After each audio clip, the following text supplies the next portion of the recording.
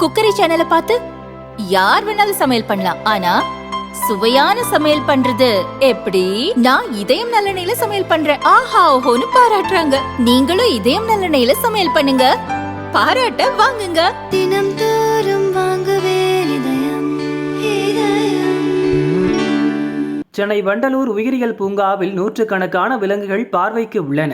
தினமும் ஆயிரக்கணக்கான மக்கள் பார்வையிட்டு வருகின்றனர். அங்கு மொத்தம் 7 நீர் யானைகள் உள்ளன.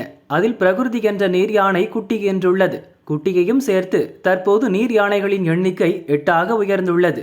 தற்போது பிறந்துள்ள நீர் யானை குட்டி இன்னும் சில தினங்களில் மக்களின் பார்வைக்கு விடப்பட உள்ளது.